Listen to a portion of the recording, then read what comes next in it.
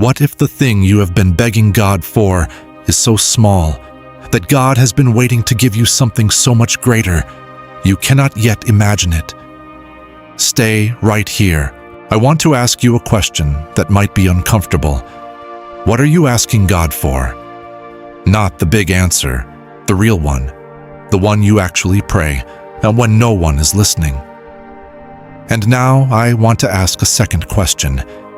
Is it possible that what you are asking for is too small?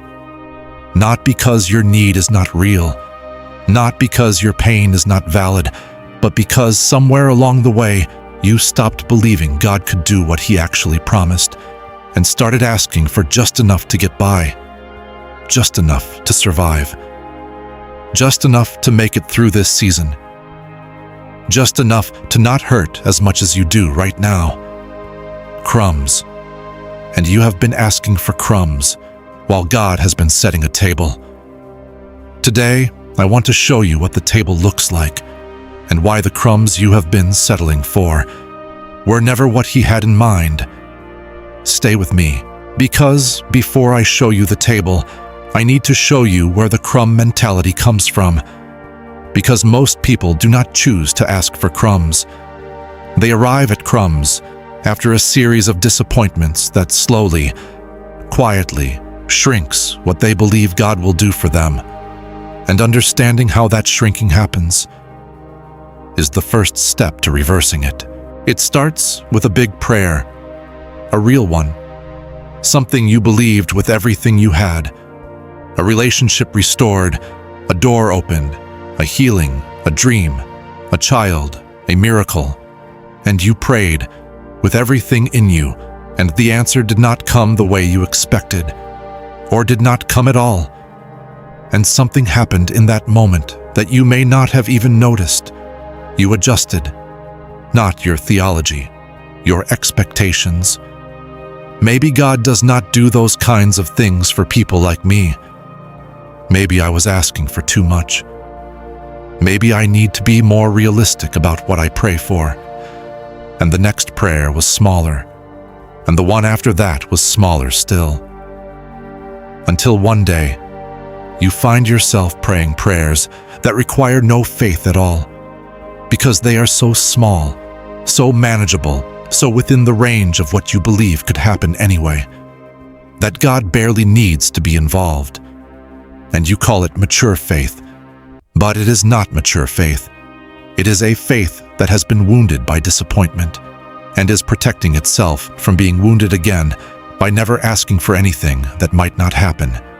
And God, who has been preparing a table, watches you ask for crumbs and grieves, not because He is angry, because He knows what He has prepared, and He knows you have stopped believing it exists. Now I want to show you the verse that changed everything for me, about what God actually intends to do, versus what most of us have been asking for.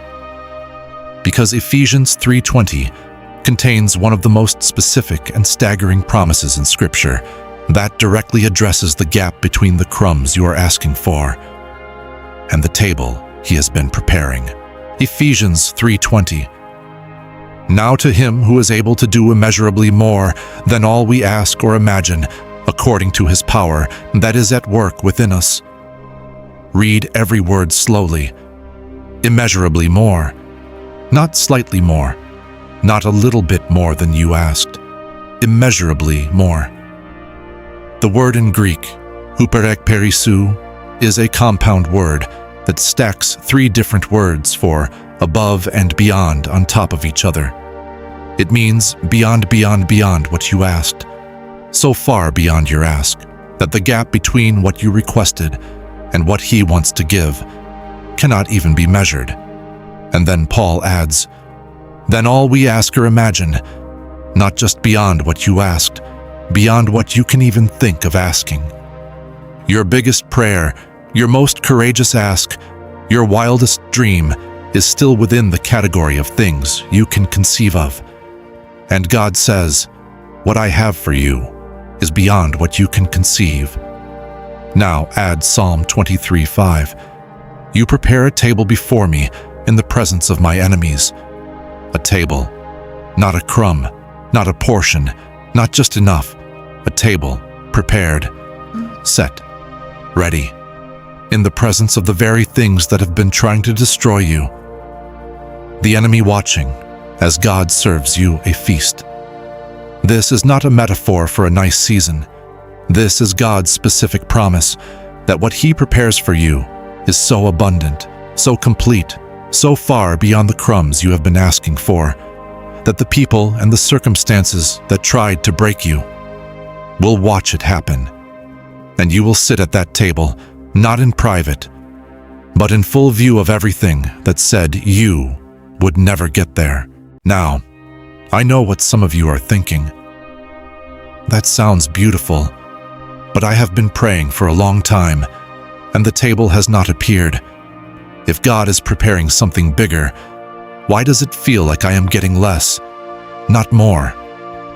This is the most important question in this video, and the answer is found in a story most people know, but have never heard interpreted this way. Stay with me, because this next part will completely change how you see your current season. Before I show you, be honest with yourself right now. What is the crumb you have been asking for? When God might be preparing a table, type "table not crumbs" in the comments. Just those 3 words, because declaring it is the beginning of believing it. And I want you to see how many people are in the same place, asking for crumbs when a table is being prepared. Type it and stay with me. Psalm 23:5 says, "You prepare a table." Not "you give a table," not "you hand me a table," you prepare a table. Preparation takes time, and the preparation is not just about the table, it is about you. Think about a feast being prepared for an important guest. The host does not just set up a table and hope the guest shows up ready. They consider the guest, what they need, what they have been through, what they will be able to receive, and they prepare accordingly. The table that God is setting for you is being prepared for the specific version of you that this season is building. And here is the part most people miss.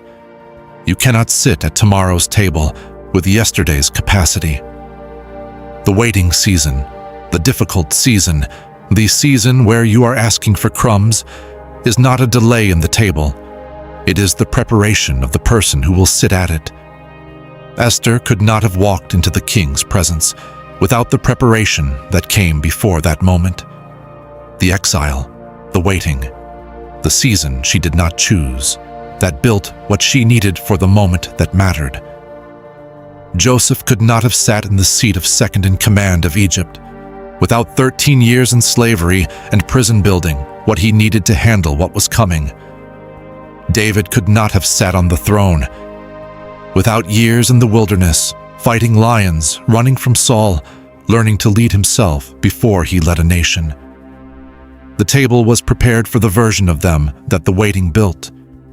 And your table is being prepared for the version of you that this season is currently building. Which means the crumbs season is not the punishment before the table. It is the preparation for it. Every prayer that seemed to go unanswered, every door that stayed closed, every season where enough was all you got, was God preparing the guest for a table that required more capacity than you had when you started asking. Now I want to give you 3 things to shift from crumb-level asking to table-level faith. Not 3 steps to name and claim whatever you want. 3 biblical principles that align your asking with what God has actually promised and open you to receive what He has prepared. And the third one is the one that changes how you pray. Starting tonight, shift number 1. Stop praying from your wounds and start praying from His promises. There are 2 places a prayer can come from. Your wounds, which produce small prayers designed to avoid more pain, or His promises, which produce bold prayers rooted in what He said He would do. Wound prayers sound like, "Just help me get through today. Just give me enough. Just make it stop hurting." Promise prayers sound like, "You said immeasurably more. I am standing on that. You said you prepare a table. I am expecting to sit at it. You said your plans are to prosper me. I am holding you to that." Jeremiah 29:11. "For I know the plans I have for you, declares the Lord, plans to prosper you and not to harm you, plans to give you hope and a future." Prosper, hope, future. That is a table, not a crumb. Pray from that. Shift number 2. Ask for what He promised, not what you think you deserve. One of the most damaging theologies in the Christian life is the unconscious belief that what God gives you is proportional to what you deserve. That if you pray more, you get more. That if you sin less, the blessings come faster. That if you had more faith, the table would already be here. But the table in Psalm 23 is not a reward. It is a preparation. Verse 1 of Psalm 23 says, "The Lord is my shepherd. I shall not want." Not, "I shall not want, because I earned it." I shall not want, because He is my shepherd. The provision flows from the relationship, not the performance. Ask for what He promised, because He promised it, not because you earned the right to receive it. Shift number 3. And this is the one for tonight. Pray one prayer that requires God to show up. Not a crumb prayer, a table prayer. One thing, specific, that you genuinely believe is beyond your ability to make happen. And ask for it. Not because you are certain it will happen exactly as you imagine, but because Ephesians 3:20 says, He is able, and you are choosing to believe that His able is bigger than your imagination. Mark 11:24. Therefore I tell you, whatever you ask for in prayer, believe that you have received it, and it will be yours. This is not a formula. This is not a guarantee that every specific request arrives exactly as you imagined. It is an invitation to pray with the confidence of someone who knows that the God they are asking is able, and His able is always bigger than your ask. Believe, not hope, not wish, not maybe if I am good enough. Believe, and ask for something that requires that belief to be real. Let me close with this. Psalm 23 does not end at verse 5. It ends at verse 6. Surely goodness and mercy shall follow me all the days of my life, and I will dwell in the house of the Lord forever. Goodness and mercy following you. Not occasionally, not in the good seasons, all the days, including the crumb days, including the waiting days, including the days where the table is not yet visible. Goodness and mercy were already behind you, even when you did not know it. And the table that has been prepared has always had your name on it. Not because you earned it, not because you prayed perfectly, not because you never doubted. Because the shepherd who prepared it decided, before you ever asked, that you would sit there. So stop asking for crumbs. The table is already set. You are just being prepared to sit at it, and you are closer than you think. If today reached you, save this video. Come back to it on the days crumbs feel like all you can ask for, and share it with someone who has been asking God for just enough when He has been preparing so much more. Because they need to know the crumbs they are settling for were never the plan. The table was, and it has always had their name on it.